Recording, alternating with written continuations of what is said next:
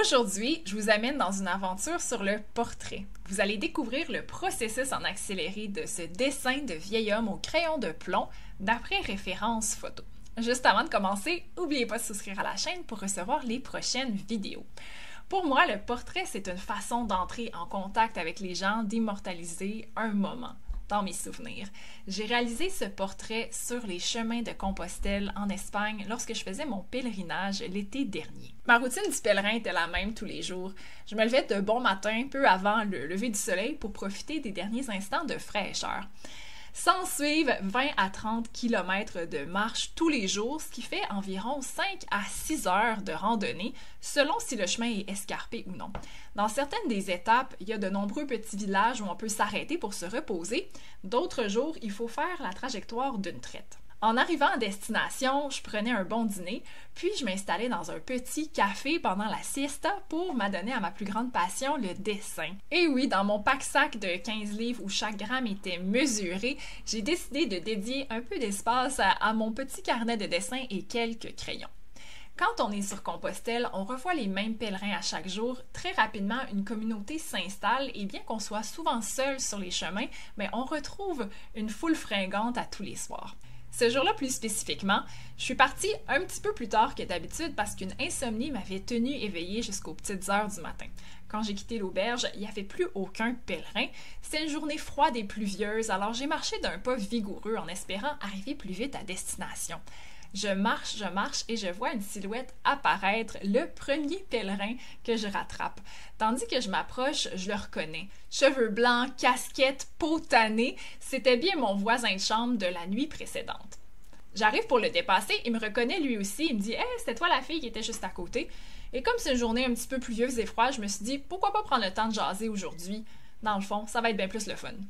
Finalement, on marche côte à côte et on parle pendant presque 3 heures où on se raconte nos vies, conversation intergénérationnelle très intéressante où j'ai pu découvrir qu'il a 70 ans et que ça fait déjà 21 jours qu'il a démarré son pèlerinage à partir de Bordeaux. Parce que oui, c'est possible de le commencer en France. Ça veut donc dire 3 semaines sans interruption où il marchait à tous les jours.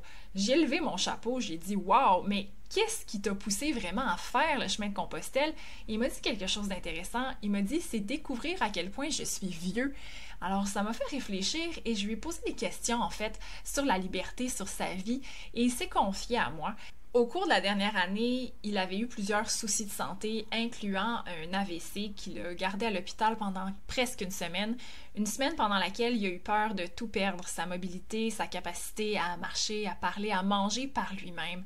Quand il s'en est finalement sorti, il s'est fait une promesse. Il s'est dit « Je vais accomplir le chemin de Compostelle pour réapprivoiser mon corps ». Une démarche qui lui a pris presque 1 an de réhabilitation.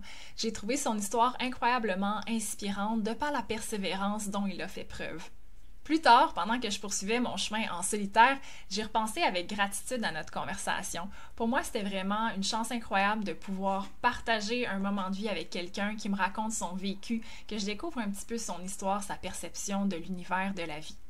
Je me suis dit, tiens, avec une belle rencontre comme ça, pourquoi ça serait pas lui mon modèle aujourd'hui? Alors, en m'installant à l'auberge l'après-midi, quand je l'ai vu passer, je lui ai fait signe, je lui ai dit « Hey Conrad, est-ce que tu voudrais être mon modèle pour aujourd'hui? » J'ai pris sa photo, puis je me suis installée dans mes cahiers pour faire mon dessin. En fin de journée, je l'ai retrouvé dans le hall de l'auberge pour lui montrer le résultat. Il m'a gratifié d'un grand sourire, s'en est suivi un autre bel échange. Pour moi, être capable de dessiner, c'est partager des moments comme ça avec les gens. Ça serait pas possible sans avoir acquis une capacité technique à faire des bons dessins. Le dessin, ce n'est pas une pure expression artistique chaotique, non, c'est vraiment un langage organisé qui est possible d'acquérir à l'aide de techniques. Ça veut dire que si vous dédiez du temps à comprendre les morceaux individuels de dessin, vous allez être capable de réaliser des bons dessins, tout comme vous êtes capable de créer des phrases quand vous connaissez des mots séparés. C'est donc à portée de tous, ce n'est pas une question de talent, c'est une question d'apprendre la technique. Si vous avez un jour la chance d'apprendre les techniques de portrait et de les pratiquer, vous allez pouvoir vivre une expérience comme ça où vous transmettez sur papier un portrait, un sentiment, une histoire avec facilité et fluidité et c'est incroyablement satisfaisant. Là est toute l'essence d'apprendre à dessiner. Dessiner, c'est comme les chemins de Compostelle, il suffit de mettre un pied après l'autre jusqu'à ce qu'on arrive à destination. Alors à vous de commencer, vous avez vous aussi la capacité de réaliser de beaux portraits réalistes. Apprenez les techniques, pratiquez et persévérez sur la durée.